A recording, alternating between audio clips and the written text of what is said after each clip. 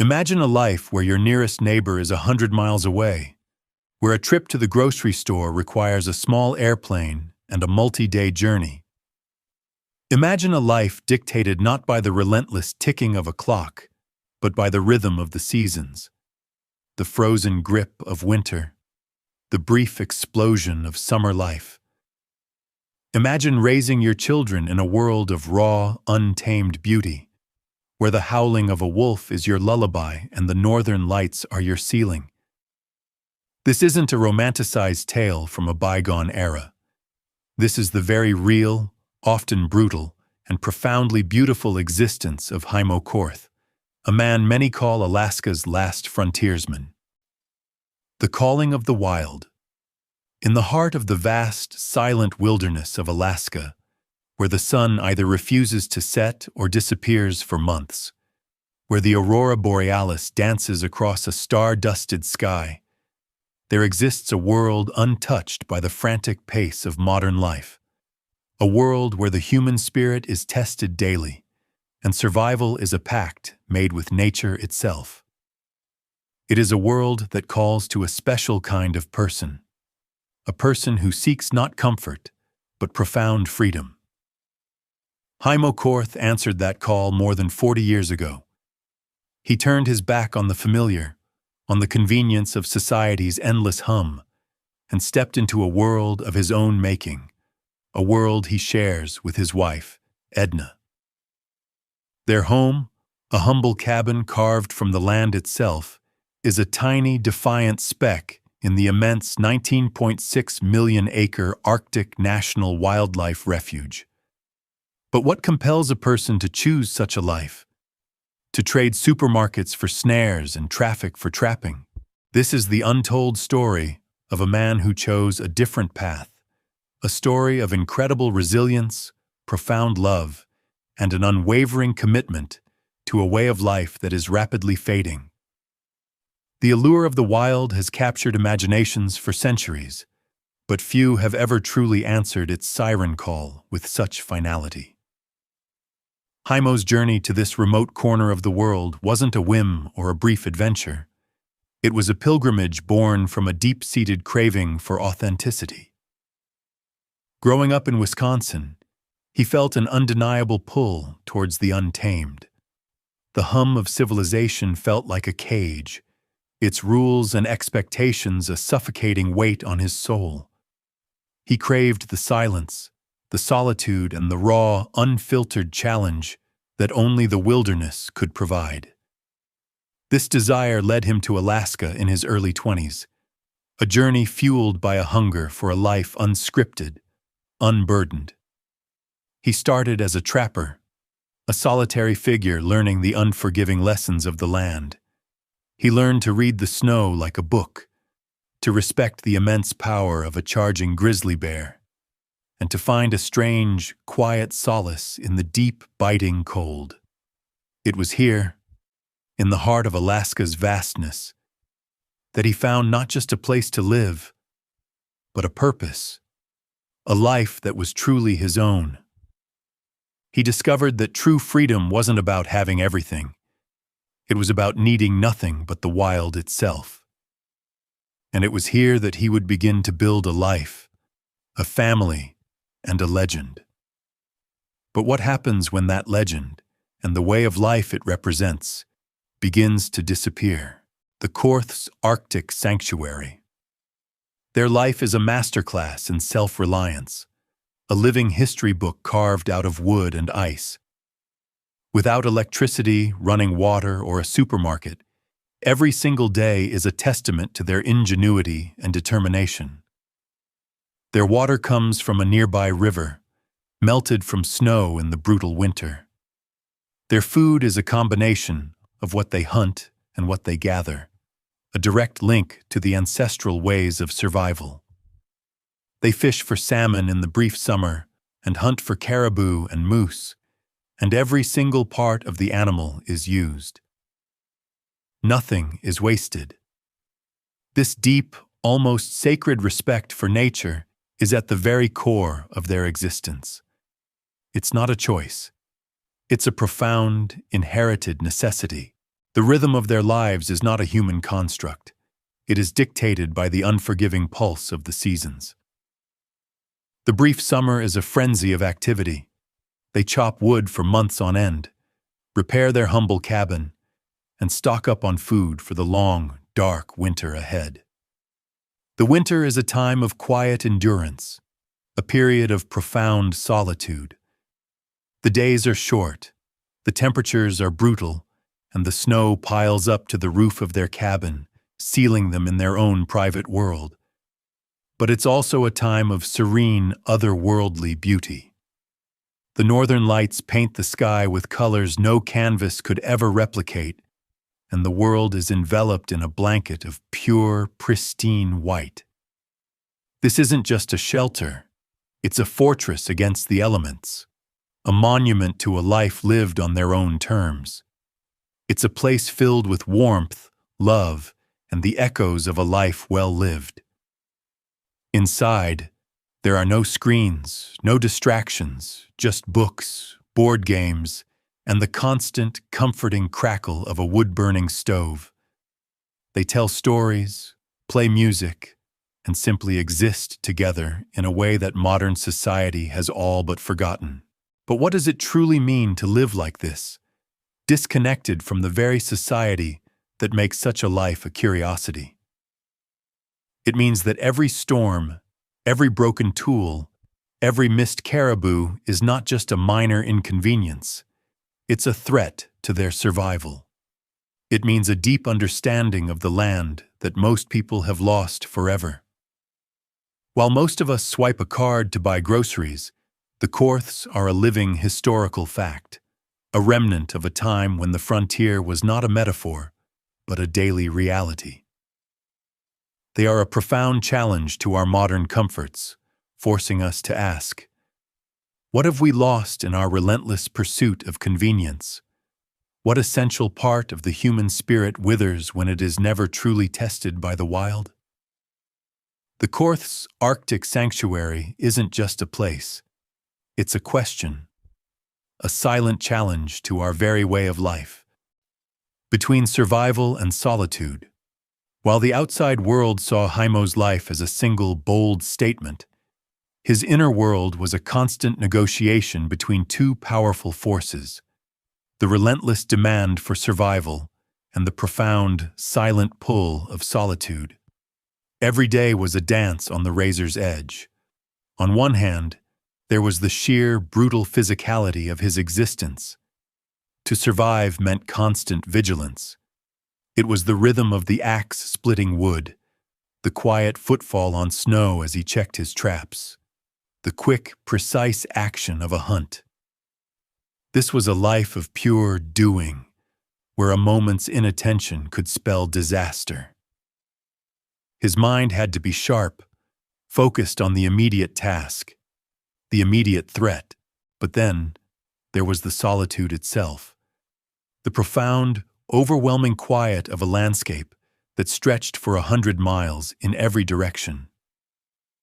This was a life of being, a state of deep introspection and contemplation.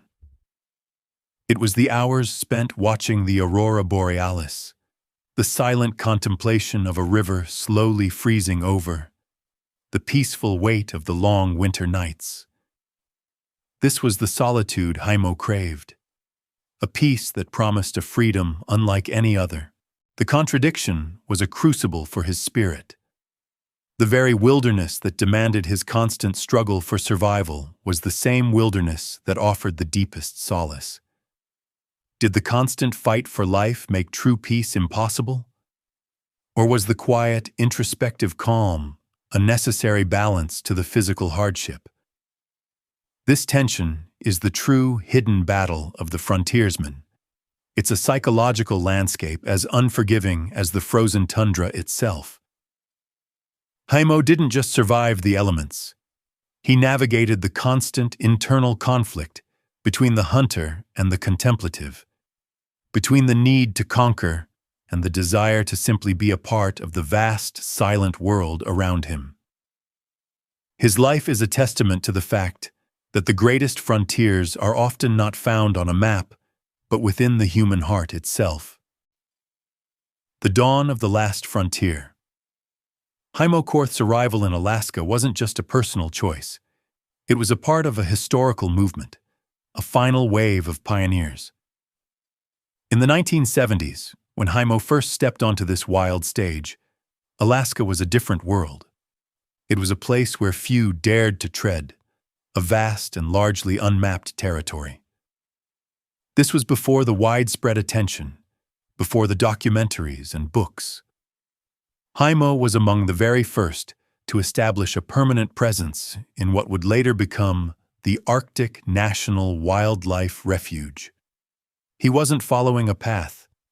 He was blazing one, a solitary figure carving a life from a landscape that had, until then, only known indigenous peoples and transient trappers. Heimo's presence here marks a crucial, often overlooked moment in American history. The very last gasp of the old-style frontier. Heimo's decision to build his life here wasn't just about escaping society. It was about staking a claim in a world that was rapidly being fenced off. In the 1980s, a pivotal period of conservation and land management policy, the region was in a state of flux. The idea of designating this vast area as a protected refuge was still taking shape, a political and environmental battleground. By building his permanent home and establishing his life, Heimo wasn't just a resident. He was a living part of the land's history.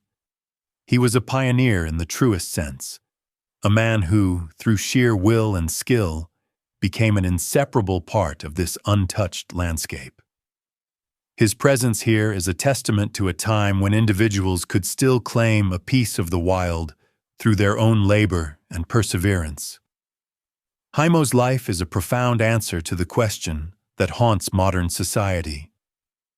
Is there any place left on Earth where a person can truly be free, unburdened by government, taxes, and the rules of modern civilization? He is living proof that such a place existed, and for a short time, it was accessible to a man with enough grit to endure it. But for how much longer?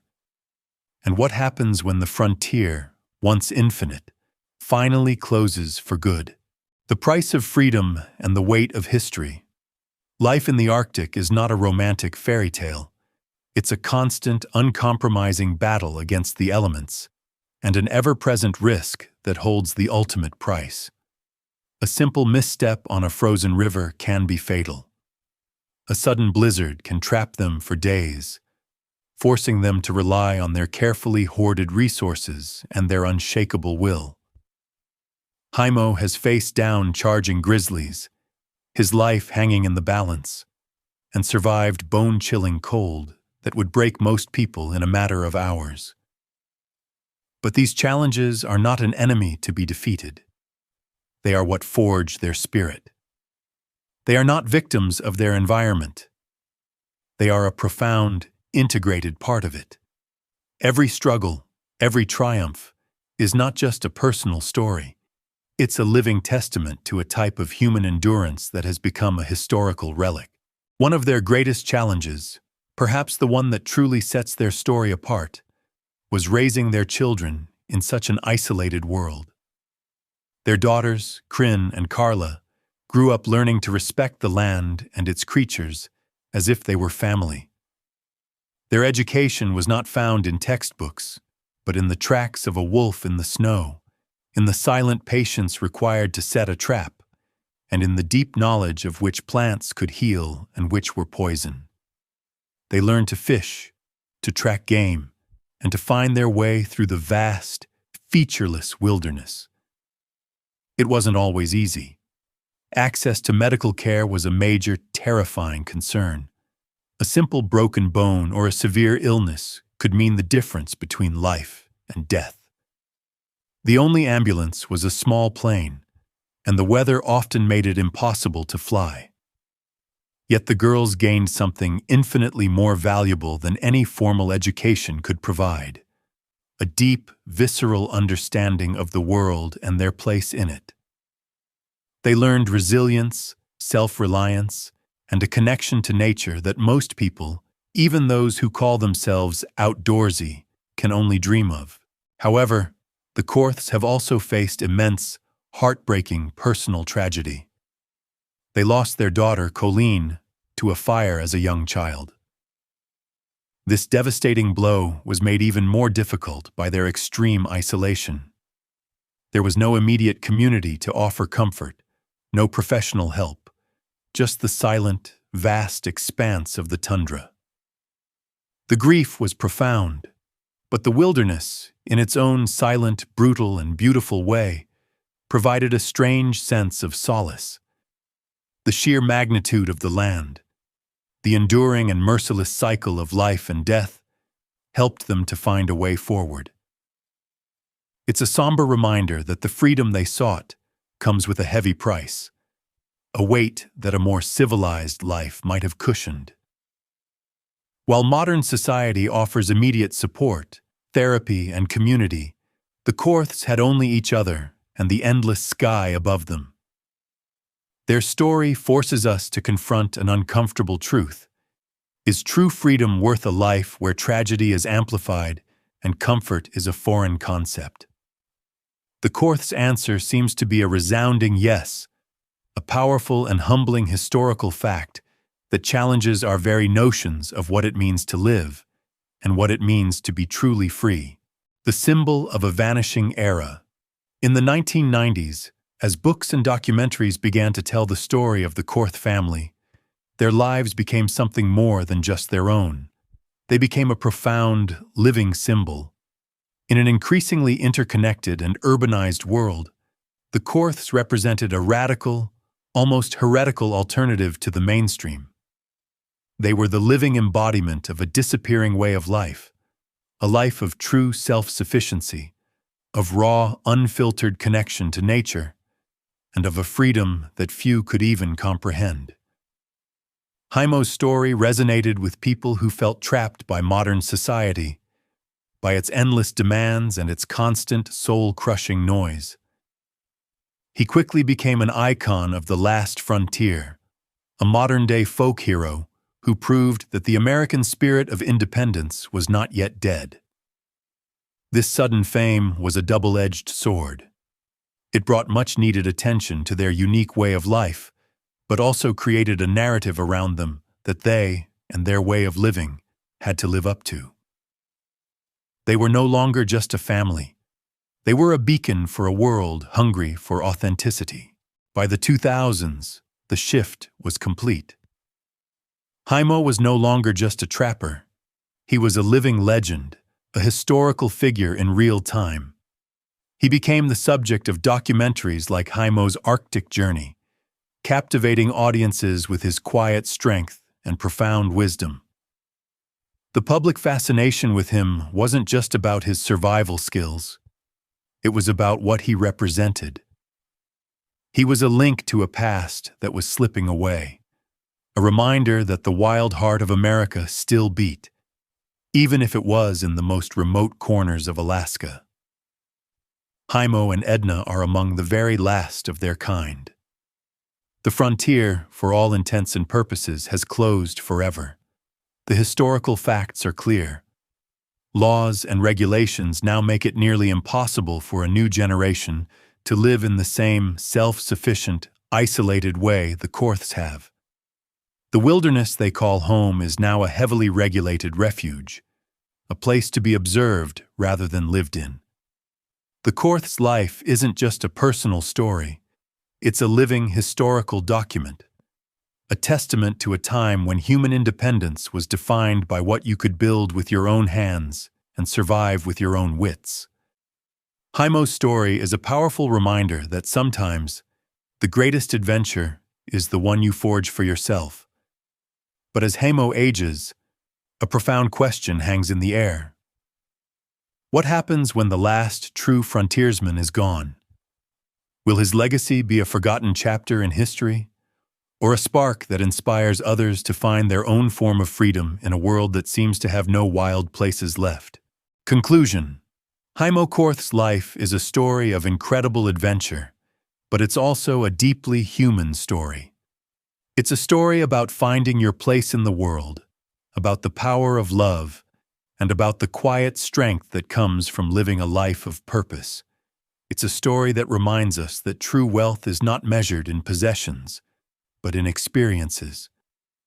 It's a story that proves you don't need much to be happy, but a little bit of wilderness and a whole lot of love. And as the sun sets on another day in the Arctic National Wildlife Refuge, Heimo Korth, Alaska's last frontiersman, stands as a living legend, a silent guardian of a disappearing way of life. His story is a powerful reminder that sometimes the greatest adventure is the one you forge for yourself.